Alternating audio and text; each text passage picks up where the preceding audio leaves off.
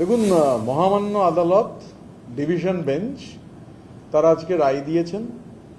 মানে বিরোধী দলনেতা এবং বিরোধী মুখ্য সচেতক, অপোজিশন চিফ হুইপ এবং লিডার অফ অপোজিশন, মানে এই যে মামলা হয়েছিল, মানে এটা প্রথমে তো সিঙ্গেল বেঞ্চেই মামলা হয়, সিঙ্গেল বেঞ্চ ইন্টারিম মানে স্টে অর্ডার দেননি। তো কালীঘাটের পক্ষ থেকে ওনারা গেছিলেন ডিভিশন বেঞ্চে শুনানি হয়। আজকে মহামান্য আদালতের ডিভিশন বেঞ্চ তারা রায় দিয়েছেন এবং প্রকৃতপক্ষে যদি এটা দেখেন আর কি, পুরো কার্য বিবরণীটা, কল্যাণ বন্দ্যোপাধ্যায় খুবই প্রথিতযশা আইনজীবী। তো সেই প্রথিতযশা আইনজীবী মানে সরকারের মামলা করে যিনি রেকর্ড ঘটিয়েছেন, মানে এখন তো আর সরকারের মামলা নেই, উনি সরকারের মামলা করায় রেকর্ড গোটা দেশেই ঘটিয়েছেন। নিশ্চিতভাবে এগুলো বেরোবে, এত মামলা কোনো সরকারি লোক মানে সরকারি মামলা কেউ করেননি। তো তিনি আবার ওখানে বলেছিলেন যে এটাকে স্টে দেওয়ার জন্য। তো মহামান্য আদালতের ডিভিশন বেঞ্চ তারা স্টেটা দিতে অস্বীকার করেছেন। তো তার থেকেই ক্লিয়ার, মানে কল্যাণ বন্দ্যোপাধ্যায় রায় হয়ে যাওয়া, মানে রায় ঘোষণার পর আবার ওখানে স্টে চেয়েছিল, সেই স্টেটা দিতেও মানে লিডার অফ অপোজিশনের স্টেটাসের ওপর, অপোজিশন চিফ হুইপের স্টেটাসের ওপর যে স্টে চেয়েছিলেন, সেই স্টেও মহামান্য আদালতের ডিভিশন বেঞ্চ দেননি। স্বাভাবিকভাবে আমরা সবসময় মহামান্য আদালতের ওপর, সে সিঙ্গেল বেঞ্চ হোক, ডিভিশন বেঞ্চ হোক, সবার ওপরই আমরা আস্থাশীল। এবং এটা মানে আমরা যাতে এই যে ফাংশনটা করছি, এই ফাংশনটা না করতে পারি, সংখ্যা নেই তা সত্ত্বেও প্রাণপাত মরিয়া প্রচেষ্টা। এবং আরও একটা বিষয় থাকতে পারে, আমাদের আশঙ্কা আছে আর কি, সেটা আমরা পরবর্তীকালে কাল পরশু বলবো। ওরাই প্রাণপাত প্রচেষ্টা করছেন, কোর্ট থেকে কোর্ট দৌড়ে বেড়াচ্ছেন। তো আজকে মহামান্য আদালতের ডিভিশন বেঞ্চের যে রায়, সেই রায় খুব লাউড অ্যান্ড ক্লিয়ার। এটা সিঙ্গেল বেঞ্চে আবার, এবং স্টে চাওয়া হয়েছিল, মানে কল্যাণবাবু চেয়েছিলেন, স্টে গ্রান্টেড নয়, খারিজ হয়েছে। মানে উনি যে স্টেটা চেয়েছিলেন, ওনার আবেদনটাকে আদালত খারিজ করেছে। তো এটা থেকেই তো পরিষ্কার কে জিতলো কে হারলো। দেখুন, বাংলার মানুষের ভোটে তো সরকার তৈরি হয়েছে। এখানে আমাদের বিরোধী পক্ষের মুখ্য সচেতক আকরুজ্জামান সাহেব রয়েছেন, আমাদের বর্ষিয়ান এমএলএ, আমাদের অভিভাবক সম বড় দাদা মদন মিত্র রয়েছেন। আমরা সবাই ভোটে জিতেছি। এবার আমরা মানে যেহেতু মানুষের ভোটে জিতেছি, আবার মানুষের ভোটেই সরকার তৈরি হয়েছে, মানুষ ঠিক করেছেন আমাদের বিরোধী দলের ভূমিকা পালন করতে হবে। তো এই বিরোধী দলের ভূমিকা পালন করবার ক্ষেত্রে আমাদের তো মনে হয় যে কালীঘাট চাইছিল না বিরোধী দলের ভূমিকা পালন করতে। সেই জন্যই নানান ধরনের, আকরুজ্জামান সাহেব বলবেন, ওরা বিরোধী দলের ভূমিকাই পালন করতে চাইছিল না। আমরা যখন বিরোধী দলের ভূমিকা পালন করতে চাইছি, সেটাকে হচ্ছে লিগালি বাধা দান করবার জন্য ওদের যে মরিয়া প্রচেষ্টা, প্রাণপাত প্রচেষ্টা, যদিও পার্টিটা এখন মূলত ফেসবুক লাইভের মধ্যেই সীমাবদ্ধ। তো এই আর মানে কোর্ট থেকে কোর্ট আর নিত্য নতুন যা বেরোচ্ছে আর কি, মানে এটাও তো একটা রেকর্ড। ধরুন আপনি যখন এই কথাটা বললেন, একটা পার্টি হেরে গেছে, বিপুল পরাজয়, মানুষ রায় দিয়েছেন বিরুদ্ধে। তো আমরা তো শুনেছি, মানে আনফর্চুনেটলি ডক্টর মমতা ব্যানার্জি মিটিংয়ে বলছেন যে আমরা হারিনি, আমরা 180টা সিট জিতেছি। এখন এই ডিনায়াল মোডে থেকে তো লাভ নেই। 6 তারিখ তো বসে শুনলাম সবাই, ডক্টর মমতা ব্যানার্জি বলছেন 180টা সিট জিতেছি। আমরা তো 80টা জিতেছি, 180টা জিতিনি। এবার মানুষের রায়কে তো মেনে নিতে হবে। এবার একটা দল হেরে যাওয়ার পর সেই দলের একটা অ্যাকাউন্টে কোথা থেকে 360 কোটি টাকা 20 দিনের মধ্যে গেল, এই প্রশ্নগুলোও তো এখন উঠছে। স্বাভাবিকভাবে আমরা বিরোধী দলের ভূমিকা পালন করবার জন্য বদ্ধপরিকর। আমরা সবাই মিলে, এবং আমাদের এটা কালেকটিভ, ইন্ডিভিজুয়াল কাল্টের বিরুদ্ধে কালেকটিভের লড়াই। এই যে কালকে আপনারা বলছিলেন কি ব্যাংকের অ্যাকাউন্ট ফ্রিজ হয়েছে, তারে ভাই দিল্লি গেল তো চার্টার্ড মাফিয়া 2বার না 3বার, চার্টার্ড ফ্লাইটে গেল, চার্টার্ড ফ্লাইটে এলো, চার্টার্ড ফ্লাইটের বিপুল ভাড়া, কোটি কোটি টাকা লাগে, কে দিল, কোথা থেকে গেল? মানে পার্টির অ্যাকাউন্টই ওর অ্যাকাউন্ট, ওর অ্যাকাউন্টই পার্টির অ্যাকাউন্টে, নানান বিষয় রয়েছে। কিন্তু বিরোধী দল, আমরা আগেও বলেছি যে আমরা এরম হবে না। এখানে মদনদা, আমি, আকরুজ্জামান সাহেব রয়েছেন। জগদীপ ধনকরের উপরাষ্ট্রপতি নির্বাচনে হঠাৎ করে আমরা মানে যদি ওই সিদ্ধান্ত নেওয়া হয়েছিল ওটা বিজেপিকে মদত করবার জন্য। আমি পার্লামেন্টের মেম্বার থাকাকালীন দেখেছি 370 মানে 370 আর্টিকেল 370 হঠাৎ করে অনেকে অসুস্থ হয়ে গেলেন, আমাদের মতো যারা যেতে চাইলো তাদের ধমকে চমকে দেওয়া হলো, তারপরে ওয়াকআউট। এই যে ঘন ঘন ওয়াকআউট করা, এগুলো আসলে বিজেপিকে মদত করা। বিজেপিকে ধারাবাহিকভাবে তৃণমূল কংগ্রেস পার্লামেন্টের ভেতরে মদত করে এসেছে। আমরা এটা শুরু থেকেই ক্লিয়ার করেছি, আমাদের সংখ্যা যাই হোক, বিজেপির লাভ হতে পারে এমন কোনো কাজ, মানে আমরা অপোজিশন ফর অপোজিশন সেক যেমন নয় যে সমস্ত কিছু বিরোধিতা করতে হবে, অন্য বিরোধিতা, আর কাজের সময় মুখ বিরোধিতা হবে, আর জগদীপ ধনকরের ভোট হবে ওয়াকআউট করবে, বিলে হচ্ছে মানে ভোট দেবে না, বিল যেই চলে আসবে ওয়াকআউট করা মানে তো অ্যাবসলিউট নাম্বার কমিয়ে দেয়া। ডক্টর মমতা ব্যানার্জি এবং ওই চার্টার্ড মাফিয়া আর যেসব জোকার ফোকারগুলো আছে যারা এগুলো কোঅর্ডিনেট করে, ফ্লোর ম্যানেজাররা, এরা এসব করে এসছে। বিজেপিকে মদত করার জন্য সর্বতোভাবে এরা চেষ্টা করছে। আমরা আমাদের সংখ্যা যাই হোক, বিরোধীদের সংখ্যা কম, কিন্তু আমরা এই সংখ্যা নিয়েই বিরোধীরা জিতে, আমরা 80টা সিট জিতেছি, সরকার বিপুল ভোটে জিতে ক্ষমতায় এসেছে। আমরা সরকারের, বিজেপির যে পলিসির, সরকার যেটা ভালো করবেন নিশ্চিতভাবে সেটার বিরোধিতা করব না, কিন্তু কনস্ট্রাকটিভ অপোজিশনের ভূমিকা আমরা সর্বাত্মকভাবে করব। কালীঘাটের কোনো আগ্রহই নেই বিরোধিতা করবার, যে কারণে যারা বিরোধিতা করতে চাইছেন তাদের বিরুদ্ধে কোর্ট থেকে কোর্ট দৌড়ে বেড়াচ্ছেন। সিঙ্গেল বেঞ্চের রায়ের জন্য তো কালীঘাট অপেক্ষাই করতে পারেনি। এই যে সিঙ্গেল বেঞ্চ বলেছে স্টে দেয়া হচ্ছে না, ওই যেই বলেছে স্টে দেওয়া হচ্ছে না সঙ্গে সঙ্গে ডিভিশন বেঞ্চে চলে গেছে। ওই যে বললাম, আমরা যাতে বিরোধী হিসেবে ফাংশন না করতে পারি, বিজেপির বিরুদ্ধে বিরোধী কণ্ঠস্বর যাতে না থাকে, হতে পারে চার্টার্ড মাফিয়া পালিয়ে যেতে চায় সেফ প্যাসেজ, এখানে তো মদনদা আছেন, ফিলার তো পাঠিয়েছিল, যার মদনদা তো সাক্ষী, যে উদ্দেশ্যটা কি, আমায় পালিয়ে যেতে দেওয়া হোক, সেফ প্যাসেজ দিয়ে দেওয়া হোক, আমি যাতে চলে যেতে পারি, কথা বলুন মুখ্যমন্ত্রীর সঙ্গে, আমি যাতে চলে যেতে পারি। স্বাভাবিকভাবে যারা বিরোধিতা করতে চাইছেন যেন তেন প্রকারণে তাদের আটকানো, সেই জন্য। আর যদি সিঙ্গেল বেঞ্চেই আপনি মামলা করেছেন, তো সিঙ্গেল বেঞ্চের রায়ের জন্য অপেক্ষা করুন। যেই মুহূর্তে সিঙ্গেল বেঞ্চ বলেছে এলওপি আর অপোজিশন চিফ হুইপে ইন্টারিম হবে না, স্টে অর্ডার হবে না, সঙ্গে সঙ্গে ডিভিশন বেঞ্চে চলে গেছেন। উদ্দেশ্যটা খুব ক্লিয়ার, বিজেপির বি টিম হিসাবে কালীঘাট দীর্ঘদিন ধরে ফাংশন করেছে, অভ্যেসটা এখনো যায়নি। দেখুন, আমরা এটা কখন, যে আমি বারবার বলি যে নির্বাচন কমিশন, এখানে আকরুজ্জামান সাহেব, আমি সহ আরো অরূপ রায়ের নেতৃত্বে আমরা গেছিলাম, নির্বাচন কমিশন ডাকলে আবার যাব, যা জানাবার নির্বাচন কমিশনকে জানিয়ে দিয়েছি। আর চেয়ার হচ্ছে চেয়ার, চেয়ারে কে বসে আছে সে ভ্যানিশ না ভ্যানিশ নয়, এগুলো হচ্ছে বলা যায় না। আমরা সবসময় এটা মনে করে এসেছি, আমরা নির্বাচন কমিশনের প্রতি আস্থাশীল।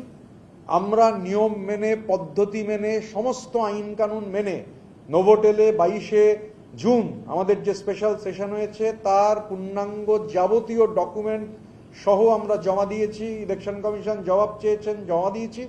এবার ইলেকশন কমিশনকে তো হচ্ছে আমি বাধ্য করতে পারবো না যে আপনি এক্ষুনি সিদ্ধান্ত ঘোষণা করুন। নির্বাচন কমিশনের ওপর তো আমাদের ভরসা রাখতে হবে। বাঙালি হিসেবে তো গর্ব হয় ওখানে গেলে, যে ঘরটায় নির্বাচন কমিশনের ফুল বেঞ্চ যে কাউকে মিট করেন, যে কোনো ডেলিগেশনকে মিট করেন, সেই ঘরটা একজন জ্যোতির্ময় বাঙালি, যিনি না থাকলে পৃথিবীর বৃহত্তম গণতান্ত্রিক ব্যবস্থায় আজকে নির্বাচনের এই কাঠামো তৈরি হতো না, সেই সুকুমার সেনের নামে নামাঙ্কিত। তো সুকুমার সেন ওই চেয়ারে বসতেন, ওটা একটা চেয়ার। সুকুমার সেনের পর বহু লোক বসেছেন, এখন জ্ঞানেশ কুমার রয়েছেন এবং পূর্ণাঙ্গ। আমরা আমাদের কথা বলেছি, আমরা নির্বাচন কমিশনের ওপর আস্থা রাখতে চাই। নির্বাচন কমিশনকে তো ধমকি দিয়ে বলতে পারবো না এক্ষুনি অর্ডার দিতে হবে। নির্বাচন কমিশন যবে মনে করবেন, গোটা ডিসপিউটটা নির্বাচন কমিশনের সঙ্গে সামনে আমাদের বক্তব্য রয়েছে। কালীঘাট থেকে ডক্টর মমতা ব্যানার্জি তার বক্তব্য পাঠিয়েছেন, নির্বাচন কমিশন রায় দেবেন। আমরা নির্বাচন কমিশনের ওপর সম্পূর্ণ আস্থাশীল, হাইয়েস্ট অ্যাপেক্স বডি, তার উপর আস্থা রাখবো না তো কার উপর রাখবো? এখন ডোনাল্ড ট্রাম্পের একটা বিবৃতি আমিও দেখেছি, আমি খুব পূর্ণাঙ্গভাবে ব্যাপারটা জানি না। তো আমাদের দেখুন উদ্দেশ্য যেটা হচ্ছে, আমরা ইতিমধ্যেই আপনারা জানেন যে এসআইআর প্রক্রিয়ায়, এবার এসআইআর প্রক্রিয়ার নিয়ে ডোনাল্ড ট্রাম্প কি বলেছেন আমার পুরোটা জানা নেই, সুতরাং না জেনে মন্তব্য করাটা ঠিক হবে না। কিন্তু এসআইআর প্রক্রিয়া আমাদের রাজ্যে আপনারা জানেন, আমরা ইতিমধ্যেই যখন মুখ্যমন্ত্রীর কাছে গেছিলাম, আমি আকরুজ্জামান সাহেব সহ আরো অনেকে ছিলেন, আমরা তারপর প্রেস কনফারেন্স করে বলেছি, আমরা চিঠিও, আমাদের আইনজীবীরা সেই কাজ করছেন, সামনের সপ্তাহে সেই কাজগুলো কমপ্লিট হবে। আমরা ট্রাইব্যুনালে যাদের নাম বাদ রয়েছে সেই নামের পূর্ণাঙ্গ তালিকা আমরা এক্সপেক্ট করছি, চেষ্টা করছি যাতে আমরা পাই, এবং এদের সময়সীমা যাতে বাড়ানো হয়। এবং অনেকগুলো সেন্টার কুচবিহারের প্রত্যন্ত অঞ্চল থেকে এসে জোকায় হচ্ছে, এটা হতে পারে না। আমরা সরকারকে অনুরোধ করেছি, আমরা যা যা আইনি কাজ করার সেটা করছি, নির্বাচন কমিশনের সঙ্গেও কথা বলছি, আমরা সেটা নিয়ে এবার ডোনাল্ড ট্রাম্প কি পরিপ্রেক্ষিতে বলেছেন সেটা আপনাকে ডোনাল্ড ট্রাম্পকে জিজ্ঞাসা করতে হবে যদি সুযোগ থাকে। না, আমাদের আইনজীবীরাই গোটা বিষয়টা দেখছেন। আমরা তো নির্দিষ্ট ফর্মে, ধরুন আমি তো আর ল এক্সপার্ট নই, এখানে মদন দাও নয়, আকরুজ্জামান সাহেবের লিগাল, উনি লয়ার, কিন্তু এই ব্যাপারে আমরা মনে করি যে দেখুন আমরা ওই মানে ছবিও আঁকবো, কবিতাও লিখবো, গানও গাইবো, সিনেমাও ডিরেক্ট করব, মানে মানে যাকে বলবার নোবেলেও না, আমরা আমরা হচ্ছে ওই যতটুকু আমাদের মানে আমরা we are aware of our limits. তো যেটা আমার লয়ার আমার থেকে ভালো পারবেন সেটা আমরা না করে আমাদের লয়ারকে দেবো, তিনি তো সেই ব্যাপারে পারদর্শী। মানে আমি এখন দুম করে যদি হচ্ছে মনে করি ছবি এঁকে যে আমি পাবলো পিকাসো বা ভ্যান গগ হয়ে গেলাম, সমস্যা হবে। আমি মানে নাটক করতে গিয়ে যদি মনে করি যে আমি সৌম্য মিত্র বা অজিতেশ হয়ে গেলাম, সমস্যা হবে। আমি গান গাইতে গিয়ে যদি মনে করি আমি জর্জ বিশ্বাস হয়ে গেলাম, তাহলে প্রবলেম হবে। তো স্বাভাবিকভাবে যে বিষয়ে যার এক্সপার্টাইজ রয়েছে, ধরুন এই যে মানে কথার কথা আপনি বললেন বলে বলছি, এই যে কেমেন আই মানে এই যে টাকা সাইফনিং, এতে চার্টার্ড মাফিয়া অলরেডি মানে বোঝা যাচ্ছে, শোনা যাচ্ছে যে বিরাট এক্সপার্টাইজ। নিশ্চিতভাবে ক্রিমিনোলজির ইতিহাসে হয়তো পড়ানো হবে ওনার সম্পর্কে, ওনার এই মানে হেলিকপ্টার, এগুলো সাংঘাতিক ব্যাপার। পার্টির টাকা, এই যে আমরা বারবার বলছি বিপুল পরিমাণ সুদ বছরে, কোন কর্মীর জন্য খরচ হয়েছে সেই টাকা? এই টাকা কি শুধু চার্টার্ড মাফিয়ার জন্য খরচ হয়ে গেল? লোকে বলছে, আমরা জানি না, আমাদের কাছে ডেটা নেই, কিন্তু সংবাদ মাধ্যম বলছে প্রতি 4 টাকার 1 টাকা শুধু ওনার আকাশ ভ্রমণে খরচ হয়। তো স্বাভাবিকভাবে তো এটা একটা মানে পার্টির টাকা খরচ, একটা লোক মানে পার্টি একটা লোক কিনলো, টাকা দিল পার্টি, চার্টার্ড ফ্লাইট আর হেলিকপ্টার, তারপর আবার পার্টি সেই লোকটাকে ভাড়া দিচ্ছে, মানে সাংঘাতিক ব্যাপার। তো আমরা এই কোনোটা মানে লিগাল ব্যাপারে আমাদের এক্সপার্টাইজ, আমাদের থেকে যারা বেশি এক্সপার্ট, মানে আমাদের লয়ার তো কল্যাণ বন্দ্যোপাধ্যায় নন, আমার এবং আকরুজ্জামান সাহেবের লয়ার হচ্ছেন প্রথিতযশা আইনজীবী ভদ্রলোক জয়দীপ কর, শ্রী জয়দীপ কর। তো আমরা ওনার সঙ্গে কথা বলেছি, বা দিল্লিতে যারা আছেন তারা ব্যাপারটা দেখবেন। দেখুন, আমরা মনে করি গণতান্ত্রিক কাঠামোতে নিয়ম মেনে আইন ভঙ্গ না করে মতামত প্রকাশের অধিকার প্রত্যেকের রয়েছে। সেই অধিকার খর্ব হলে গণতান্ত্রিক ব্যবস্থা ক্ষতিগ্রস্ত হয়, 1 নম্বর। 2 নম্বর হয়েছে, দেখুন আমরা তো বারবার বলেছি, আমরা তো যে ছাত্র সংসদ নির্বাচন না করে, এই যেখানে মদন মিত্র বসে রয়েছেন, এখানে আকরুজ্জামান সাহেব বসে রয়েছেন, বা আমরা সবাই আলটিমেটলি স্টুডেন্ট মুভমেন্টের প্রোডাক্ট। তো ছাত্র সংসদ নির্বাচন না করাটা একটা সাংঘাতিক ভয়ানক ভুল সিদ্ধান্ত ছিল। এবং দেখুন একটু আমরা ওই এডুকেশনেরও সিএজি রিপোর্ট আছে, যে রিপোর্ট টেবিলড হয়নি, আমরা একটুগুলো স্টাডি করতে চাই। দুম করে কোনো কথা সুইপিং কমেন্টসের মতো বলে দেওয়া ঠিক নয়। আর অ্যাসেম্বলিতে তো সেশন হবে, স্পেশাল সেশন, মুখ্যমন্ত্রী বলেছেন সিএজি রিপোর্টগুলো নিয়ে আলোচনা হবে। সুতরাং এডুকেশনের কি চেহারা, আমরা তো এই আবার বলছি যে সব ব্যাপারে এক্সপার্ট নই, মানে জ্যাক অফ অল ট্রেডস হতে পারবো না। তাই নিশ্চিতভাবে মানে ওরা একটা কমেন্ট করেছেন, আমরা যেটা বলতে পারি যে ছাত্র সংসদটা তো বলছি যেটা একটা খুব নেগেটিভ কাজ হয়েছে, বাকিটা আমরা সিএজি রিপোর্ট দেখার পর আমাদের কেউ না কেউ তো বলবেনই। তো আমরা আলোচনা করে কালেকটিভলি, আমরা কালকেই ইনফর্মালি বসবো, অনেকে আমাদের লিডারশিপ আমরা অনেকে বসবো, আমরা এগুলো আলোচনা করব, করে বলতে পারবো। দেখুন, ডক্টর ব্যানার্জি হচ্ছেন যখন যেমন তখন তেমন, মানে স্বাভাবিকভাবে এর মধ্যে তো অবাক হওয়ার কিছু নেই। মানে গোটাটাই একটা যেভাবে চলেছে সেভাবে তো চলার কথা নয়। প্রতিদিন এখন নানান ধরনের ঘটনা আনার্ট হচ্ছে। তো এখন এটা আপনারা মানেকা গুরুস্বামী আর ডক্টর ব্যানার্জিকে যদি জিজ্ঞাসা করার স্কোপ থাকে, ফেসবুক লাইভ ছাড়া তো উনি তখন মনোলগে আছেন, যদি সুযোগ পান কোনোভাবে ডায়ালগ করার, তাহলে ডক্টর মমতা ব্যানার্জির সঙ্গে ডায়ালগ করে দেখুন। মানেকা গুরুস্বামীকে ফোন করলে হয়তো ফোন উনি ধরবেন, আর নয়তো ফেসবুক লাইভে গিয়ে প্রশ্ন করে দেখুন, যদি মনোলগ ডায়ালগে রূপান্তরিত করা যায়। প্রবলেম হচ্ছে, আপনারা জানেন যে একজনকে বলতে দেয়া হচ্ছে না বলে একটা মামলা হয়েছিল। তো মানে এবার ওই যে বললাম যে আমি যদি যে ব্যাপারে এক্সপার্ট নই, আমি যদি সেই ব্যাপারে মাথা ঘামাতে শুরু করি, যারা এক্সপার্ট, যাদের এক্সপার্টাইজ রয়েছে, ত্রুটি কেন থাকে? ত্রুটি তখনই থাকে যিনি ভালো করে জিনিসটা বোঝেন না, তার এক্সপার্টাইজ কম আছে। তো আমরাও আমাদের যারা আইনজীবী আছেন, আমরা ফুল প্রুফ ওয়েতেই আমরা আইনি ব্যবস্থা যা করার, আর ওই প্লেইং টু দ্য গ্যালারির মতো খালি খবর হতে হবে বলে একটা কিছু বলে দিলাম, ওইভাবে হয় না। যে ত্রুটি আছে মানেই যিনি মামলাটা দায়ের করেছেন তার জানা বোঝার সমস্যা রয়েছে। ত্রুটি থাকলে তো খালি হয়ে যাবে। এটাও তো মানে ultimately playing to the gallery. Full proof ওয়েতে আমরা আমাদের যারা আইনজীবী রয়েছেন তারা গোটা বিষয়টা দেখছেন। আমরা কালকে আমাদের নেতৃত্ব সবাই বসবেন, আমরা তারপর এই বিষয়ে, এবং আমরা যারা লিগ্যাল, যারা এক্সপার্ট, যাদের এক্সপার্টাইজ আছে, মানে যারা কোনো কিছু অ্যাপিল করলে সেটা ত্রুটিপূর্ণ হবে না, সেই কাজ আমরা করবো আর কি। আমরা ত্রুটিপূর্ণ জিনিস জমা দেবো না।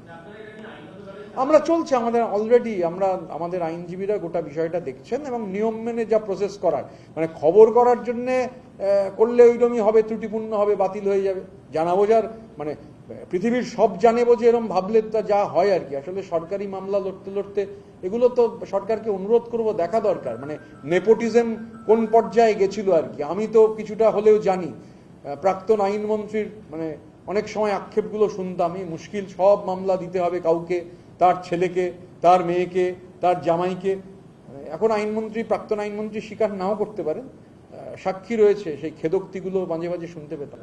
আমি ব্যাপারটা জানি না, না জেনে কোনো মন্তব্য করব না, কারণ আপনারা জানেন আমি আসার পর থেকে ব্যস্ত ছিলাম, আপনারা ওখানে ছিলেন, না জেনে কোনো বিষয়ে মন্তব্য করা ঠিক হবে না। মানে স্ট্রংগেস্ট পসিবল অ্যাকশন নেওয়া উচিত। আমরা ইতিমধ্যেই ক্লিয়ার করেছি যে এগুলো সরকারকে, যদি বিজেপির বিরুদ্ধে অভিযোগ ওঠে তার দায়িত্ব আমরা নিতে পারবো না, তো বিজেপিকে তার দায় এবং দায়িত্ব নিতে হবে, এবং সরকারে বিজেপি রয়েছে, বিজেপিকে স্ট্রংগেস্ট অ্যাকশন নিতে হবে। এখন কোথায় কেউ মিষ্টি খেয়ে যদি পয়সা না দেন বিজেপির নাম করে, তো বিজেপির নেতৃত্বকে এবং রাজ্যের মুখ্যমন্ত্রী, তিনি যেহেতু স্ট্রং অ্যাকশনের কথা বলছেন, কথায় এবং কাজে সম্পূর্ণ মিল থাকতে হবে, উনি, আমরা আশা করব যে সরকার অ্যাকশন নেবেন।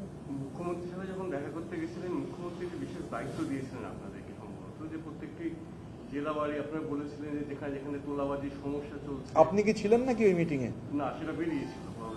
কে বেরিয়েছিল তো আমার জানা নেই, মানে মুখ্যমন্ত্রী আমাদের কোনো দায়িত্ব দেননি।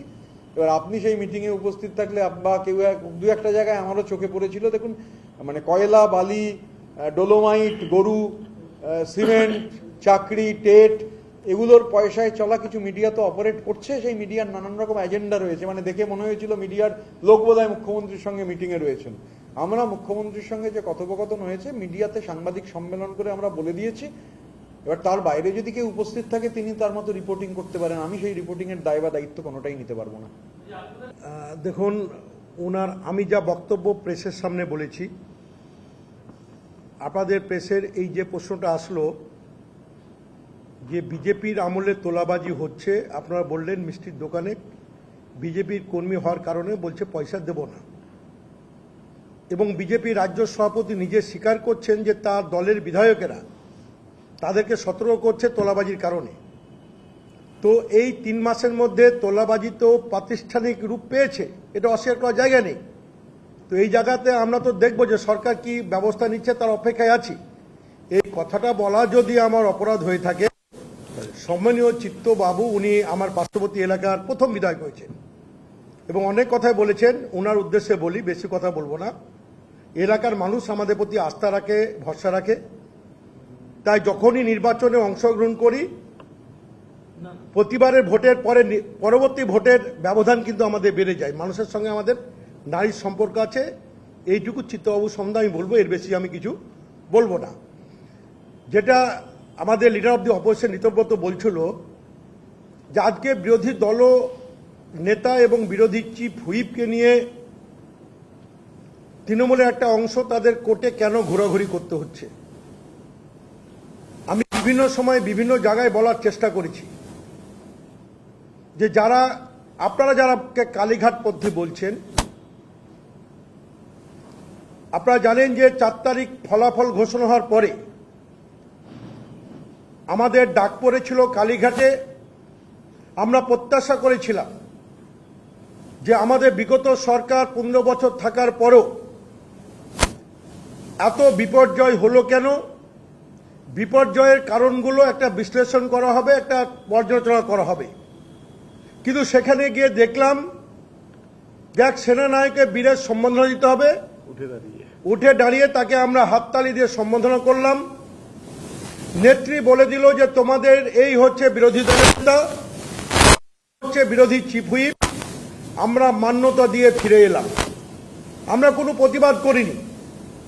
তার পরবর্তীকালে আবার যখন আপনাদের সংবাদ মাধ্যমে, ইলেকট্রনিক্স মিডিয়ায় যখন আমাদের ভেসে আসছে যে স্পিকার মহোদয় আমাদের বিরোধী দলের তকমা আমাদের দিচ্ছে না, আমাদের স্বীকৃতি দিচ্ছে না, আপনাদের সংবাদ মাধ্যম ইলেকট্রনিক্স মিডিয়ায় সেটা যখন প্রকাশিত হলো, জানা গেল যে আমাদের তৃণমূলে যারা 15 বছর যারা নেতৃত্ব দিয়েছেন, সরকার চালানোর বিপুল অভিজ্ঞতা রয়েছেন, তারা সঠিকভাবে পরিষদের রীতিনীতি মেনে বিধানসভার অধ্যক্ষ বা সচিবালয়কে কোনো রকম তারা কিছু জানায়নি।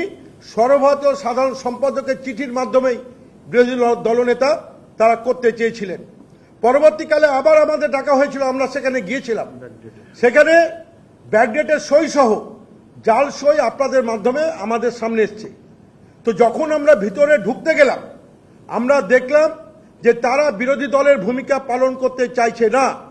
তারা বিজেপির কাছে মাথা বিক্রি করে রেখে, আপনারা দেখছেন যে যেটা আমাদের রীতিমতো বলছে যে বিজেপিকে খুশি করে বিদেশে পালিয়ে যাওয়ার রাস্তা বের করার জন্য তারা বিরোধী দলের ভূমিকা পালন করতে চাইছিল না।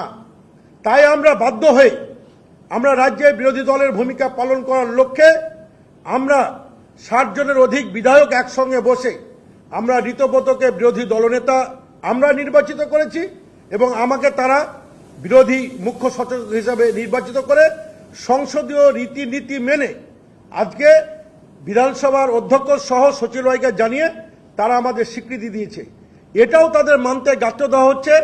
এটাকে মানতে পারছে না বলে তারা বারবার হাইকোর্টে যাচ্ছে।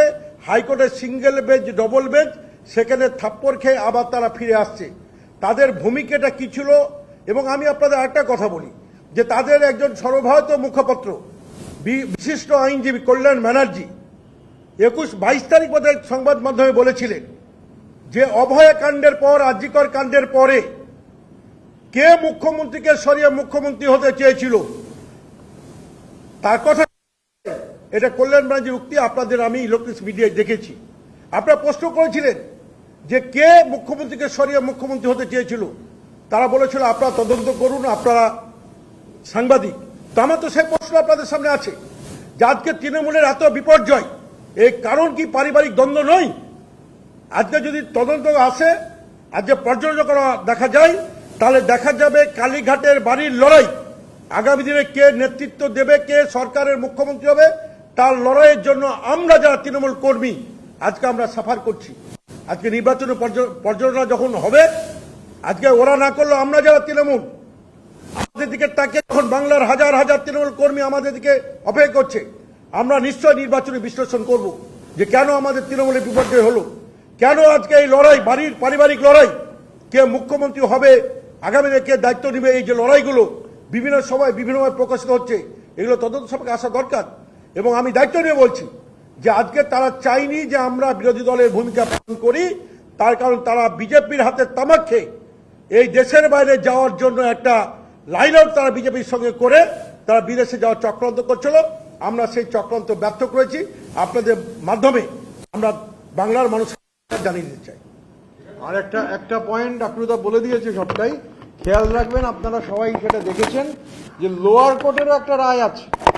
আমাদের 22 তারিখ 22শে জুন যে স্পেশাল সেশন, সেই স্পেশাল সেশনের পর আমাদের যে এনডব্লিউসি গঠিত হয়, তারপর আমরা সমস্ত জেলায়, কিছু মিডিয়া 26টা জেলা কমিটিকে 8টা 10টা দেখিয়ে নিজেই নিজের পিঠ চাপড়েছে, সেটা আলাদা কথা, কিন্তু প্রতিটা জেলায় জেলা সভাপতি, 26টা জেলায় ফ্রন্টাল অর্গানাইজেশন, এরপরে আমরা এর মধ্যেই হচ্ছে ব্লক স্তরে কমিটিগুলো ঘোষণা করব। লোয়ার কোর্টেরও কিন্তু একটা রায় আছে যে অরূপ রায়, যে তৃণমূল কংগ্রেসের চেয়ারপারসন, স্বীকৃত, সেই আদালতের কপি আপনারা দেখেছেন, এবং তার বিরুদ্ধেও কোনো স্টে অর্ডার হয়নি, খেয়াল রাখবেন। সুতরাং সব কোর্টেই, যে কোর্টেই যাচ্ছেন সেখানেই বাধা পাচ্ছেন, মানে রায় ফেভারেবল হচ্ছে না, আরেকটা কোর্টে দৌড়চ্ছেন, মানে এদিক থেকে ওদিক, সেদিক থেকে ওদিক। উদ্দেশ্যটা হচ্ছে যাতে আমরা বিরোধী হিসেবে বিজেপির বিরোধিতা করতে না পারি, যাতে ভাইপো চার্টার্ড মাফিয়া সেফ প্যাসেজ নিয়ে চলে যেতে পারে।